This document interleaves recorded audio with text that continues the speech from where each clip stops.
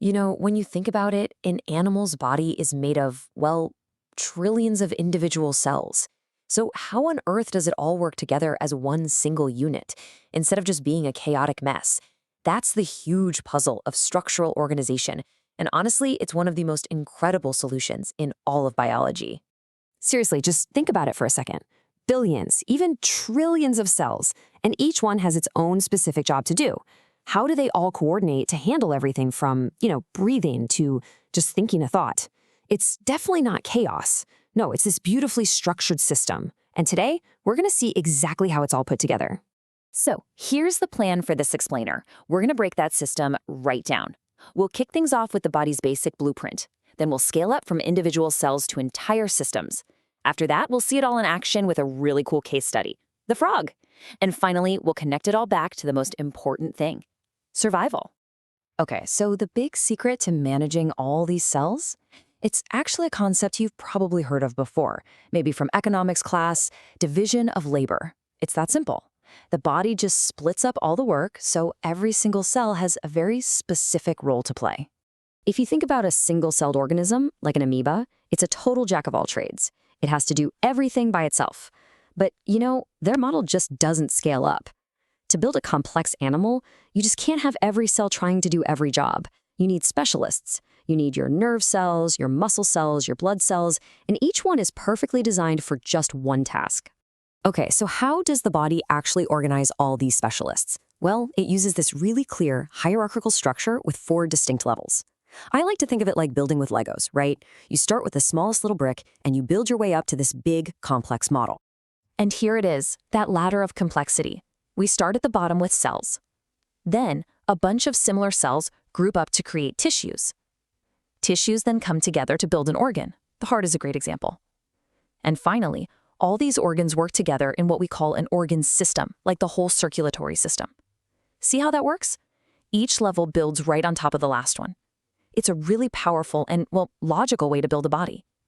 So let me ask you this. How many of these fundamental building blocks, these tissues, do you think it actually takes to build an entire animal? Hundreds? Maybe thousands? The answer is actually really simple. It only takes 4. Yeah, that's it, just 4. Every single complex animal on the planet is built from combinations of these 4 basic types of tissue. First, you've got epithelial tissue. That's your covering, like skin. Then there's connective tissue, which gives you support, like your bones. You've got muscular tissue for all your movement. And finally, neural tissue for communication. Think brain and nerves. And the heart? Oh, it's the perfect example of this in action. A lot of people think the heart is just muscle, but it's not. It's lined with epithelial tissue, it's supported by connective tissue, it's powered by muscular tissue, and it's controlled by neural tissue. All 4 types working together in perfect harmony, right there in one single organ. It's incredible.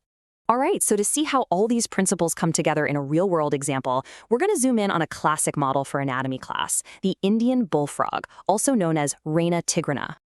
Now, what's so cool about the frog is that as an amphibian, it's a master of 2 different worlds. It's perfectly adapted to live both in the water and on land, and that dual lifestyle means its body has some seriously clever organizational tricks up its sleeve. Take how it handles extreme temperatures, for example. The frog's whole body is organized to deal with this. So instead of trying to tough it out, they just enter a state of dormancy. When it's super hot, it's called estivation, kind of like a summer sleep. And when it's freezing cold, it's hibernation, or winter sleep. It's basically a total body system shutdown, all for survival. Okay, you ready? Let's take a quick peek under the hood and see exactly how the frog's organ systems are put together to help it survive. So let's start with digestion. What do frogs eat? Well, they're carnivores, so they're eating insects and other animals. And since meat is pretty easy to digest, their intestine is a lot shorter than, say, an herbivore's. It's a classic example of form following function. What about breathing? This is really cool. On land, sure, it uses its lungs, just like us. But what about in the water? Well, it uses something amazing called cutaneous respiration. Its skin is so moist and permeable that it can absorb dissolved oxygen directly from the water. It literally breathes through its skin. How wild is that? And its heart? A frog's heart only has 3 chambers. This is a key part of its closed circulatory system, which just means the blood is always contained within vessels. And that three-chambered heart is super efficient at pumping oxygen all around its body, whether it's hopping on land or swimming in the water. This whole organization thing even applies to how they reproduce. You can actually tell male and female frogs apart just by looking at them. The males have these sound-producing vocal sacs. That's what makes all the croaking sounds to call for mates. And they have something called a copulatory pad on their first finger to help them hang on during mating. Females don't have either of those things. And when it comes to their survival strategy, it's all about numbers. A single female can lay somewhere between 2,500 and 3,000 eggs all at once. That is a lot.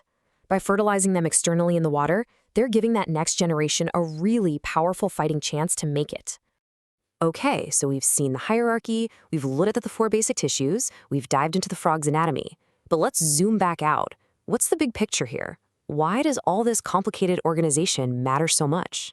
And this really brings us to the most important point of all. Structure is what enables survival. This whole methodical organization, going from a cell to a tissue to an organ to a system, it isn't just a neat little concept, it's absolutely essential.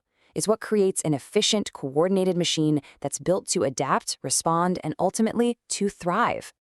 You know, the frog's body truly is a masterclass in engineering, built perfectly for both land and water. And that leaves us with one final thought to chew on.